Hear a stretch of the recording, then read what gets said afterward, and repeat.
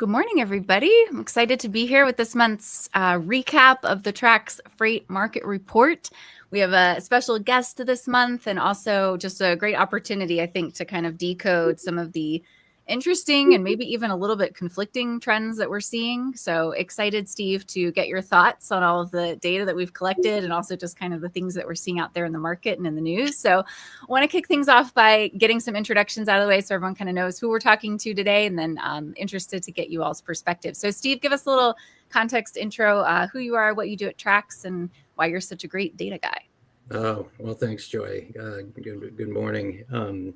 Steve Beda, Executive Vice President of Customer Engagement Advisor at Trax. So I work with our large customers to help really in two ways. One, help them improve their overall programs in terms of efficiency, in terms of flow of invoices through our process, working with carriers, improving their contracts and things like that. And then the other side is really working with our customers in terms of optimization of cost, right? Cost to serve.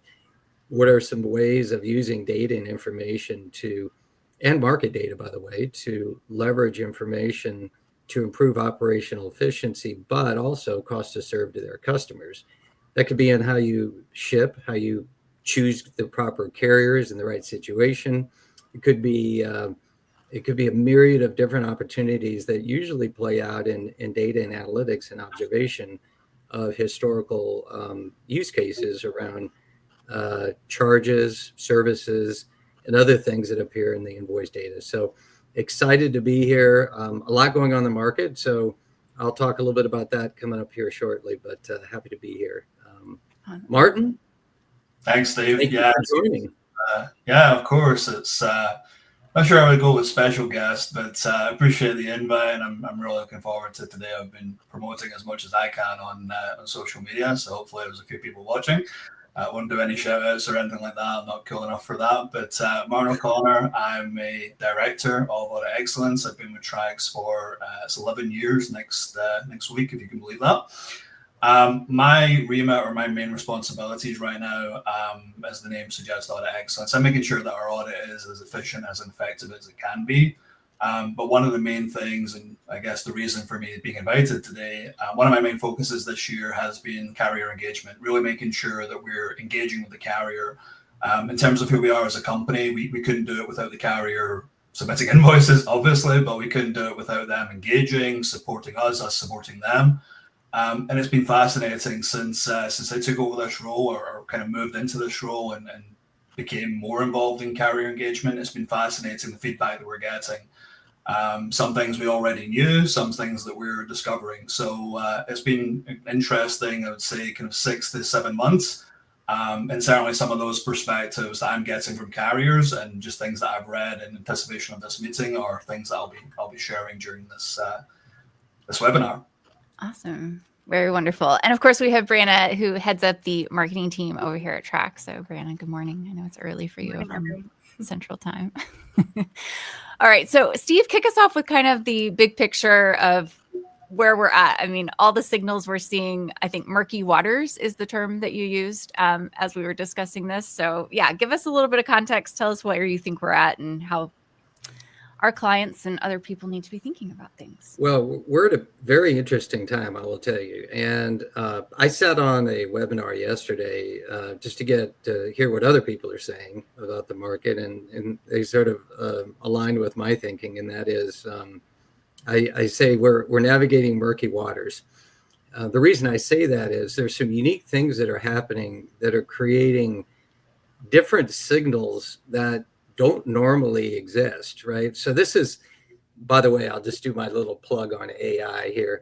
I know we have something coming out, Brianna, fairly soon on AI and humans in the loop, but these are difficult signals to read.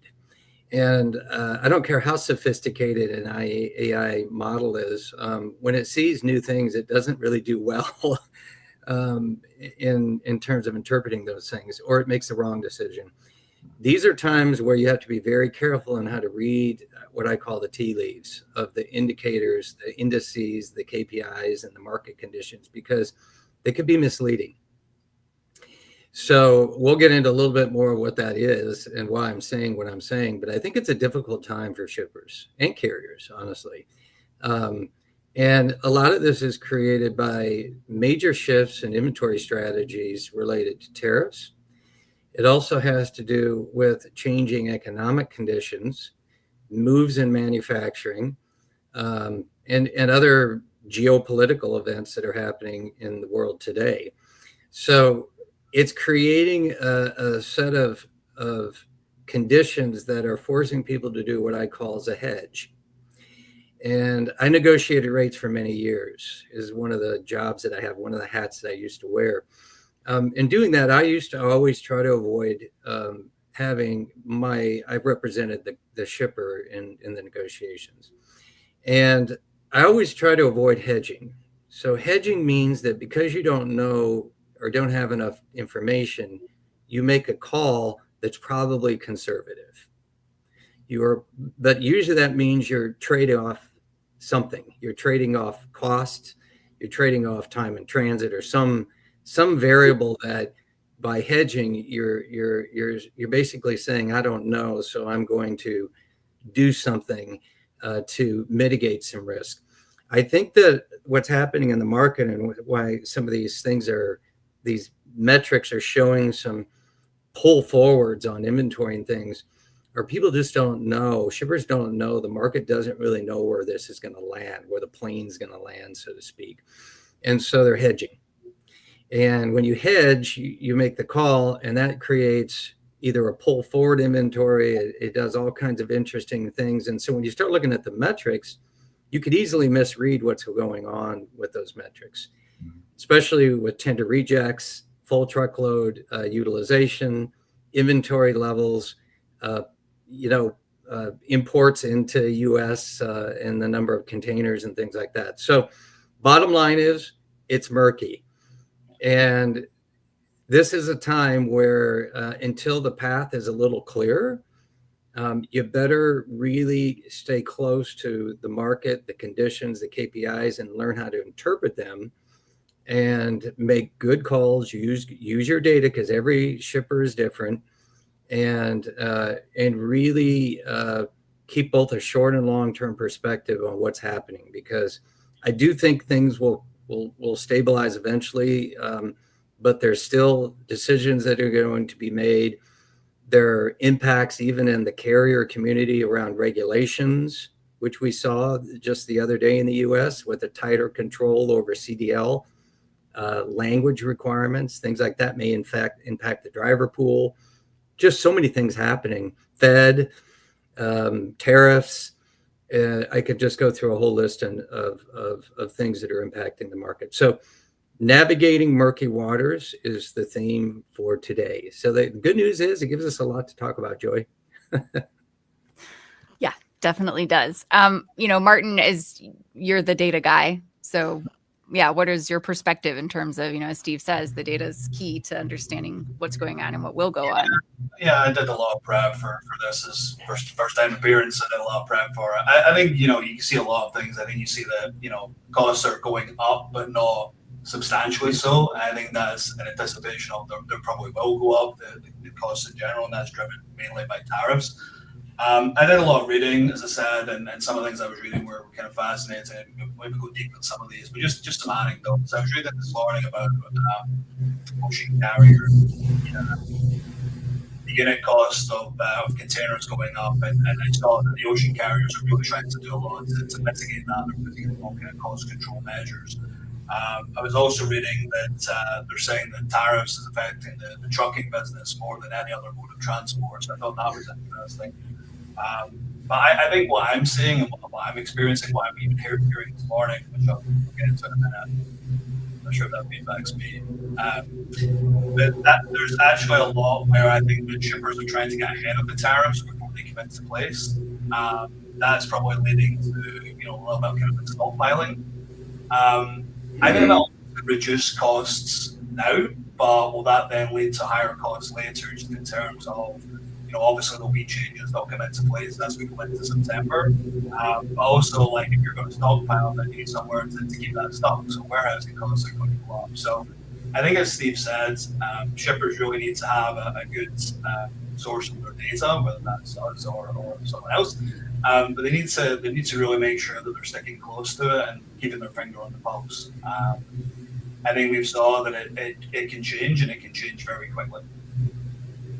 You know, Martin, you made me think of a really interesting comment to make that, again, this is misreading some data possibly. So when you look at truckload utilization or rejection rates, you may see that maybe the utilization's down a bit, but that doesn't mean maybe that there's less demand. It could be because of the stockpile of inventory, people are using rail because they have more time to get product from A to B.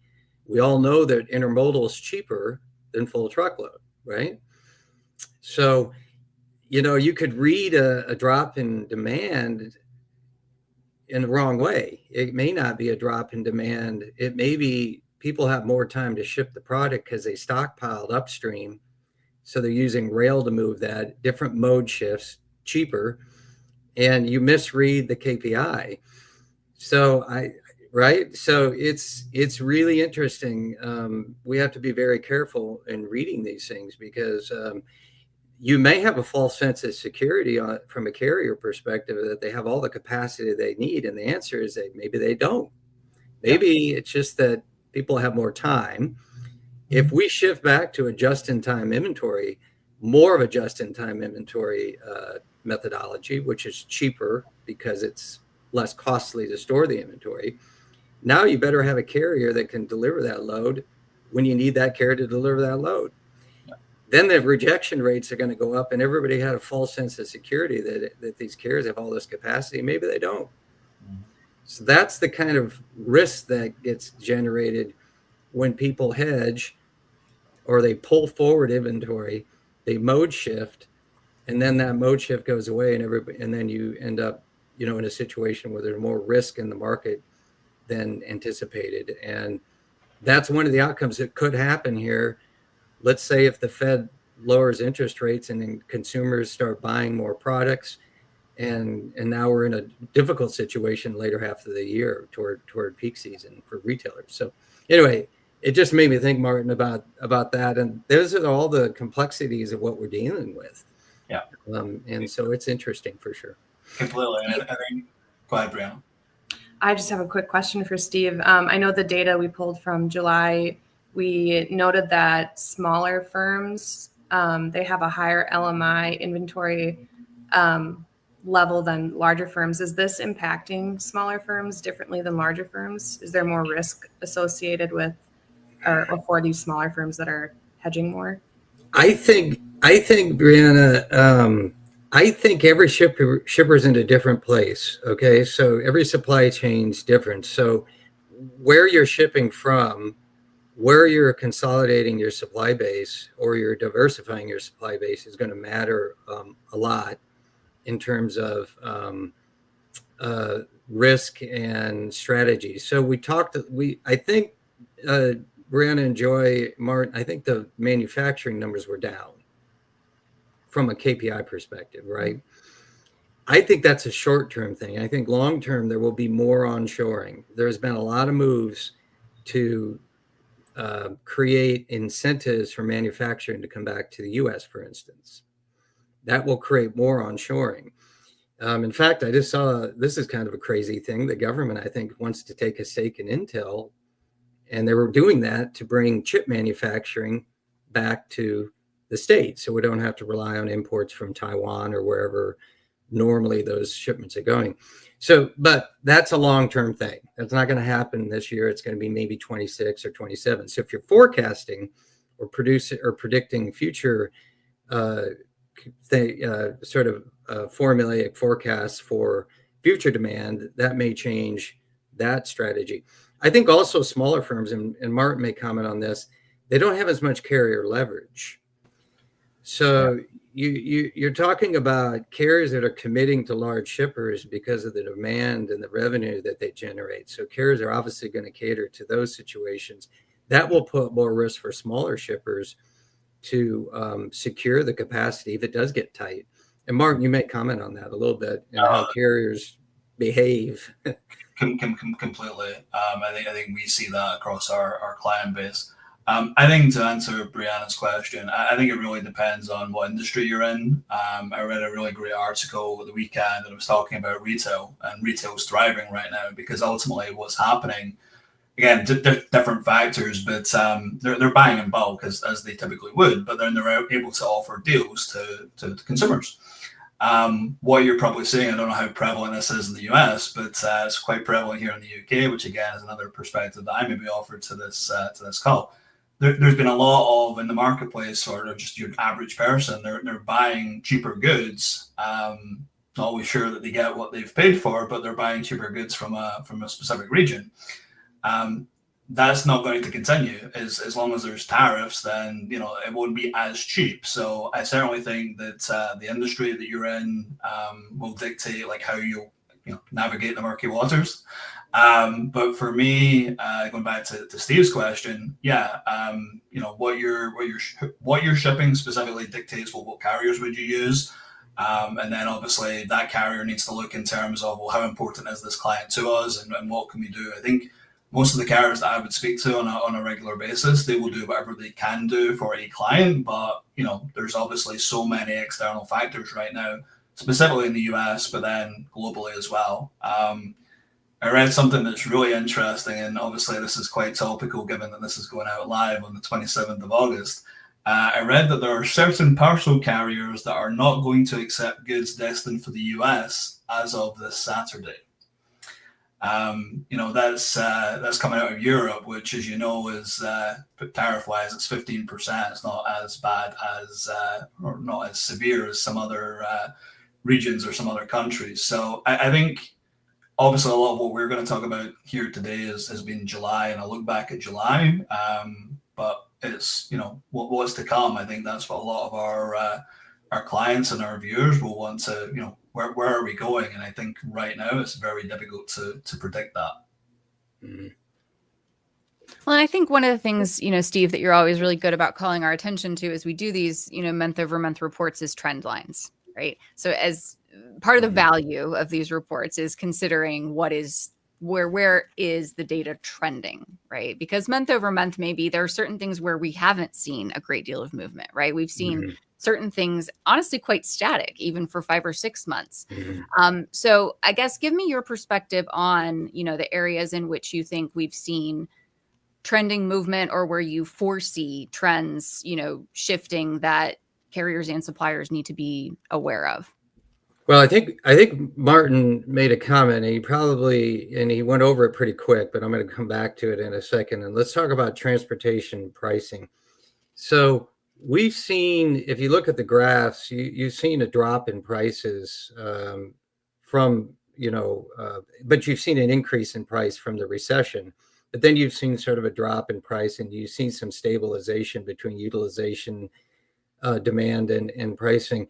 I think that the carriers are probably holding back on some of the increases that are about to come. And I think Martin stated that. I think that we're going to see some price increases come later this year, start of 26. That's where, if you look at, again, demand and utilization, if you look at it month by month, it's a hard read because the numbers are changing, little ups and downs and things. You have to look at where things going and do some, at this time anyway, a little bit harder in the prediction of future states.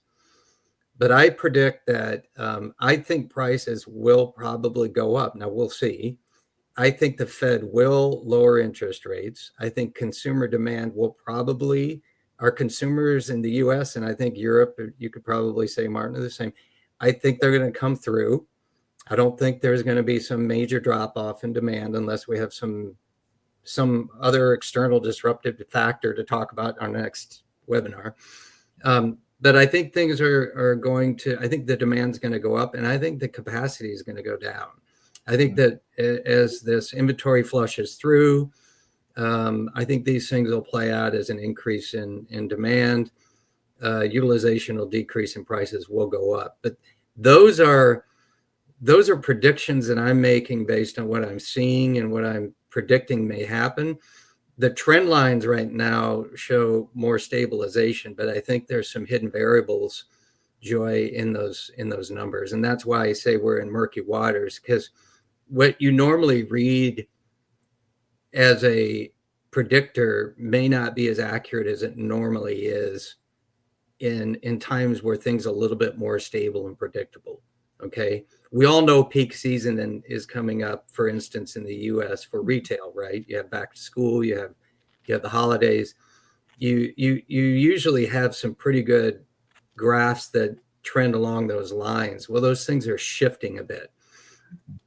Inventory is being brought in earlier than normal. That creates a major shift in the indices. So I think that the trends are good, but I think predicting the future of where those trends are going is the hard part right now, for sure. So I've given you what I think, but these are just what Steve Beda thinks. Maybe I'm wrong. Any disruptive event could change all this too. So it all started back with the Red Sea situation. That got everybody worked up. Everybody started thinking differently. Then you had tariffs, and so what's next? Who knows? You don't know.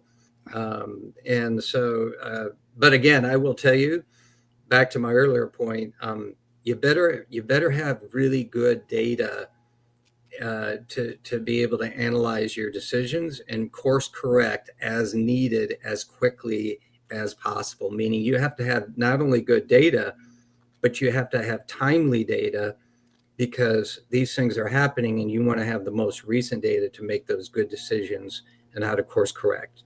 And obviously, agility in the supply chain is king. Okay. If you have agility, you can course correct in a way that mitigates some of these risk factors, either the risk of not getting a carrier to pick up your load, or paying an exorbitant amount of cost per unit weight to do it, because you're having to accelerate the mode to get the inventory where it needs to be, or product, or your contract negotiation strategy was too short-term thinking, and now you're paying a higher rate, either going to the spot market or renegotiating at a higher rate. So it's tricky, for sure. Again, that's back to this murkiness of predictability. I think forecasting would be a nightmare for 26 right now. Can you imagine? I mean, I think what you're describing, though, is quite nuanced. And I think, I don't want to understate the complexity of it, because you're talking about data access, data normalization, data visibility. And then there's this piece of, you talked about data application, right? What are we going to do with the data? But what ultimately these webinars and like the resources that we're trying to provide at Trax is this idea of data interpretation, right? So it's the interpretation. Right. There's a really, really important piece to be had there, because I think That's a right. lot of times with all these AI tools that are coming to market and all of this, it can be very much a data everywhere and not a drop to drink, right? Like, That's right. there's not a lot of utility to the data that people are swimming in, because it can be perhaps accessed, normalized. There's a great dashboard for it, but they can't interpret it to make it useful. Martin can comment on this too. We do a lot of interpretation and helping our customers interpret not only market data, but their own data. Right. Mm-hmm. So, customers are challenged reading their own information and interpreting what's happening. But it is all about interpretation. And that's why I made that early comment about AI. AI is good at building trained models, right, where there's predictability in the cases from a historical perspective. But when you introduce new variables, right, nuances, it doesn't do so well. Right. That's where the human intuition comes in, and you don't want to overreact. Mm-hmm. We see a market right now of overreaction. Why? You don't know the future. You hedge, and you hedge because you don't know. And these overreactions take months to correct. You pull forward inventory. Now you live with that inventory for months as you sell it off and move it through the supply chain. So the decisions you make now have ramifications far out into the future. That's where I think that there may be a sense of artificial comfort when I say stabilization, and I said this in the last webinar. maybe it's not so stable. Maybe we're misreading the tea leaves a bit here and thinking that there's more capacity than there really is, and that's about to come in the second half of the year or later in the year or in 26. So yeah, it's a really good point. I think there was never more of a time, certainly during COVID, during the freight recession, and during these disruptive events. But I see this as another time where AI isn't going to cut it. You got to have really good, smart individuals looking at this data and not overreacting to the data and looking at the trends. And then, as Brianna called out and Martin explained, everybody's different. It's very dependent on your supply chain, but all supply chains have a level of agility and risk mitigation baked in them. Mm-hmm. And based on how much that is part of their operating procedure and execution strategy, will really predict how well they do in terms of navigating what I call the murky waters. Okay. So that's fantastic. And I appreciate those insights, Steve. So Martin, as one of those intelligent, data native people, what are some of the trends that you're identifying? What are some of the forecasts that you would put out there? What are you seeing? Yeah, that's a good question. So I think with increased costs, and again, when we looked at, it's difficult because again, it's the variables, it's the things that we maybe can't predict. I think when we looked at the July data, I would describe it as a steady month, but maybe not a spectacular month in terms of nothing major. It's the anticipation of what's about to be introduced with the tariffs and the changes, etc. When it comes to data, again, coming back to data, a lot of clients and carriers, most of the clients that Steve speaks to, that I speak to, they're really trying to control costs. And these variables, they introduce maybe an increase in the freight cost, but it's these accessorials, it's these hidden accessorials that maybe a client wasn't aware of or didn't agree to. And some of them are pass-throughs. Some of them are things that literally or ultimately the carriers are just passing on that cost to the client. But some of those is more variable than that. Some of those is getting ahead of it. And again, just being aware of this is what you're being charged for. Is that something that can be negotiated? And again, I go back to my earlier example. I thought it was really encouraging that ocean carriers were acknowledging that the cost per container unit was going up, and they're actually actively trying to get that under control because they know that ultimately there will be decisions that a shipper needs to make. Typically, ocean, you're not trying to get anything there the next day, obviously, but it's about shipping something that wouldn't go by other people on board or transportation. So for me, shippers need to know what they're shipping, where it needs to get to, and what is a reasonable cost. What are they willing to incur? And as I said earlier, I think with a lot of the tariff introduction or pre-introduction, they're trying to get ahead of that cost that they're expecting to come. And it's a strategy. But I think, go back to Steve's point, we see a lot of hedging. A lot of our clients, they are leaders in their industry. They don't hedge. They lead the way. They expect them. That's expected of them. So I just think it's really interesting. We, in the roles that we're in tracks, we're continuing seeing this day in, day out. We see that it's that uncertainty. And I've had clients and they're looking for more certainty, and it's just so difficult to offer that because there are these external events, whether they're events that can be controlled to a point or not. Ultimately, it's making sure that you navigate it as best you can. And I might just make another comment on that, Martin. Listen, it's the same. Trax is trying to use, for instance, AI to optimize our flow of information, our workflow, our work effort to produce a frictionless flow of invoices through freight audit, or at least a less friction-oriented program that allows invoices to go through. What does AI help there? It looks at the patterns of exceptions, and it sort of gives recommendations on, hey, you might want to go look at this because it goes into exception about 100 times every month. Well, that's a good candidate to go try to resolve. I do think the carriers, Martin, are trying to also optimize their operations. So listen, a good carrier partner, and I was on a meeting with a carrier the other day, or it was a webinar, but the large carriers are trying to streamline their operation and not pass on cost increases to their shippers.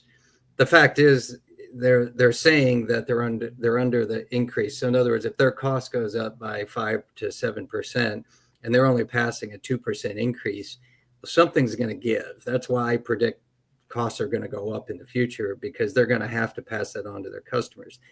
But I'm not also saying that they're also trying to optimize their operations as well using AI and technology. So, these are the good things about technology enablement, is it does reduce the cost, right? It can take cost out of an operation. So if the carriers are motivated to do that, then they don't have to pass as significant of an increase on down to their shipper, because they can do it in a more efficient way. So it's a good use of AI. But I do think carriers are motivated to do that as well as shippers in terms of their organizations, the same as Trax is doing with what we do. And everybody's looking at that too, by the way. Digital modernization strategies are, Martin, I mean, every company we talk to has got a strategy around digital modernization. Completely. It's such a competitive industry that ultimately, if you're not doing it, you're going to be left behind. That's right. That's right. There's no maintenance phase in the world today. If you're maintaining, you're going backwards for sure. And I link that back to your kind of overall topic of what we're seeing is there could be some hedging and what we're seeing with everything else we're seeing in the marketplace. They're not compatible. So to your point a few minutes ago, something will have to give. Yes, that's right. For sure. So as, Trax clients and, generally supply chain leaders are facing these murky waters, right? Which I think we picked out some good themes from the freight market report. We definitely encourage people, and Brenna will explain in a minute how people can sign up to get this, great report that we put out every month. But as supply chain leaders are facing this, if we were to put together some action items, right? We've said today, the importance of data and the importance of agility, right? Those are broad strokes. If we were to say practically, what are some ways that supply chain leaders can maybe proactively, put things into place to, let's not use the word hedge, to protect against what's coming in the future or prepare for what's coming in the future? What would some of those things be, right? What would y'all's recommendations, Steve and Martin, be for supply chain leaders who want to be in a good position in the coming year or two? Martin, you want to make a few comments, or you want me to start? Yeah, so it's quite relevant. I was on a call this morning with a client. I won't name them. I'm not sure if they'll be watching. I did mention the webinar to them, so if they are watching, they'll know who I'm referring to. But ultimately, what their biggest challenge right now was good quality data.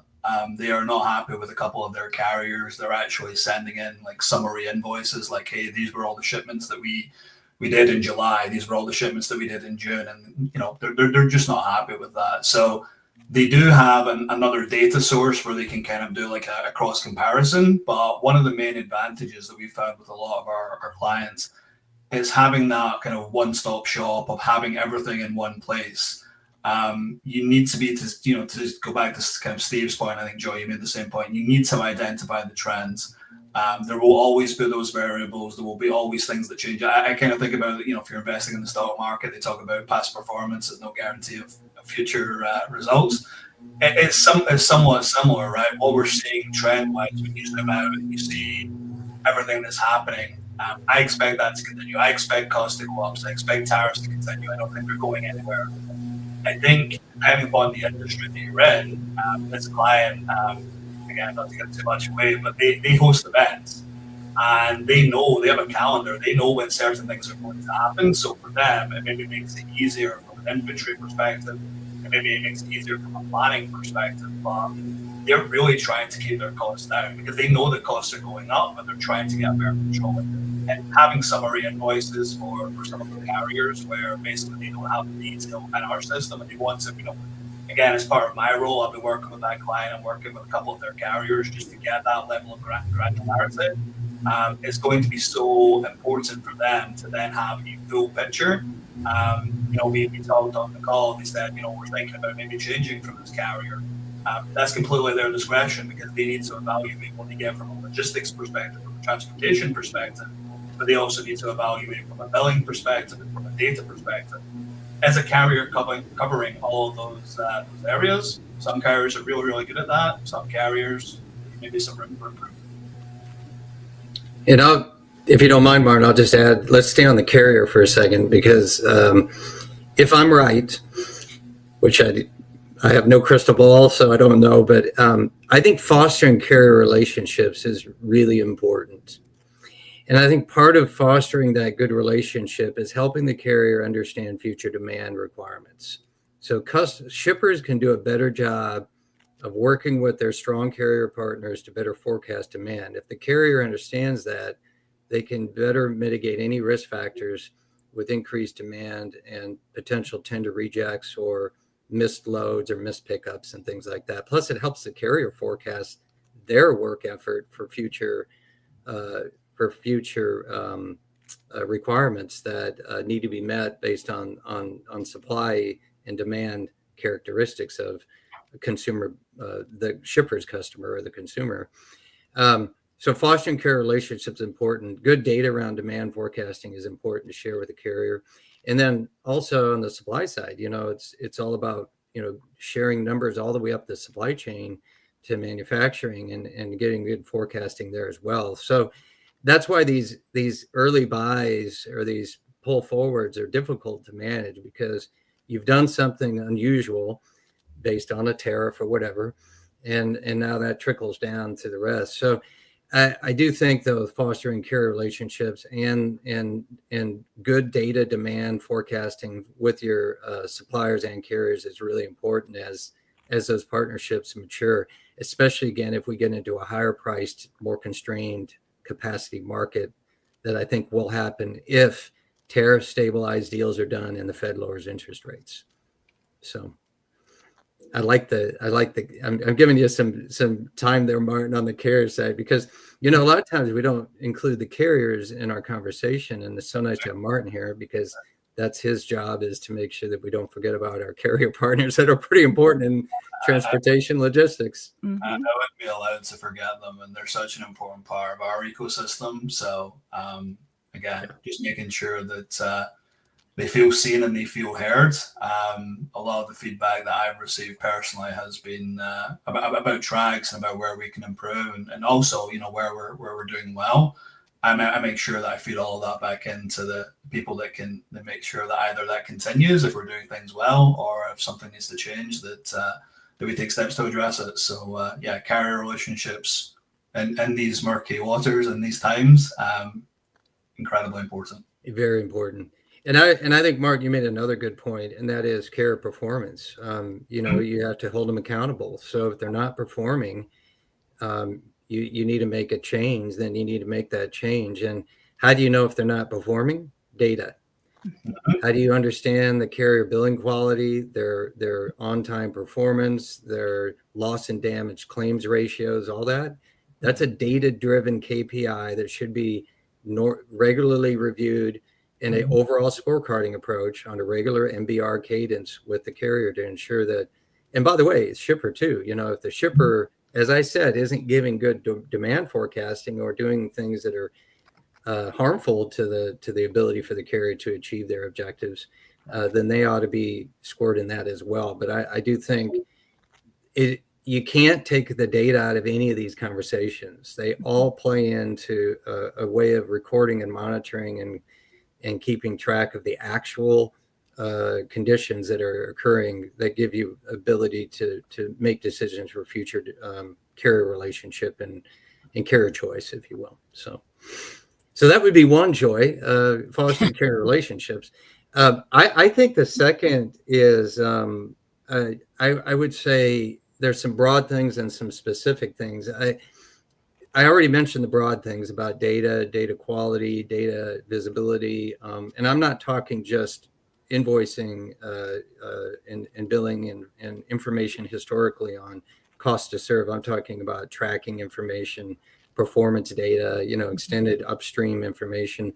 I think companies should continue down their digital transformation roadmaps. Listen, ultimately, everyone's trying to lower cost to serve, whether I'm a shipper, tracks, whatever, suppliers. So digital modernization takes repetitive tasks out of the operational aspect of what anyone does. And when you do that, you lower the cost to serve. And so I think that's an important part. Also probably create some really good data points that could be augmented in terms of visibility and making good choices. I think agility is important, as I mentioned before. What does agility mean? Well, it's driven by data, but it also means that I've designed my supply chain in a way where I'm not sort of too much. I have put too much risk in a supplier or a carrier. I diversify it in a way that mitigates those risks. Now that could cost more. That has a cost aspect to it. But again, we're back to data. If I have the data to tell me the cost impact of making a choice, but the lower risk of making that choice is measured in another way, I can balance those equations and make good choices. But it is data driven, and don't overreact. These things will stabilize, but and I understand that things have to happen. Why is air freight so heavily used in the market? That's usually because something has to get from A to B fairly quickly because maybe I didn't plan, or I baked it in my overall strategy to not store that inventory to avoid the warehousing cost or the inventory cost of holding that. But point is it all is data driven. And so, don't overreact, but create the agility to make good decisions and course correct in a fairly short period of time, knowing that those course corrections could have downstream implications and may play out in months, weeks and months to flush that decision out. Unfortunately, with some contract decisions, you have to live with that for quite some time. So, you have to be really careful on contract terms and negotiation timing and things like that as well, especially if I'm forecasting a price increase coming and some capacity constraints that could take place if things play out as I anticipate. Yep. Good. All right. Well, this is great intel, guys. Great insight. I think this will pair nicely with people who definitely get a copy of the report. So, Brianna, tell everyone how we can kind of get copies of reports into their inbox every month, and they can be part of, the regular delivery of this data. Yeah, we will share the subscription link in the comments. So if you can use that to subscribe, and the next report will be released next week. So that will be the report looking at July data. So if you want to get that and the rest of the reports monthly into your inbox, go ahead and subscribe. Awesome. Well, we appreciate you guys' time today, Martin. So glad that you were able to join us, and Steve, so pleased that you were able to be here as always, giving us your wisdom and intel. Look forward to next month. We'll be announcing kind of the dates of the next 3 months of webinars. And so I want to make sure everybody gets those on their calendars and is ready to tune in based on your time zone and availability. So any final thoughts or other things that we needed to cover? Well, thanks, Joy. I'd like to, and Brianna, and I'd like to thank Martin again for joining. It's always good to get somebody who's talking to carriers probably on a daily basis, Martin, and getting the input from the carriers. So it was nice we dedicated a little bit more time in this webinar to a carrier view.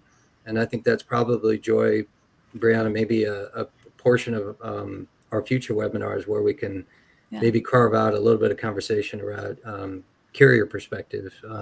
Carrier, again, part of our ecosystem, is pretty important part of transportation logistics. So very warranted. But thanks again, Martin, for joining. Thank you for having me. I appreciate it. I think the overall theme has been navigating the murky waters, and Steve used the word agility a lot. We actually had a family event at the weekend, and I was reminded one of our family members has a tattoo, and it says, "Always expect the unexpected." Became a little bit of a kind of family motto, but that's ultimately what we're seeing here: is be agile, be prepared for events, whether they are expected or not. So I'm really pleased to have been on this first webinar, and looking forward to the ones to come. Thanks. All right, everybody have a good rest of your day. Appreciate Thanks, you guys. Joy. Thanks, Brianna. Thanks all.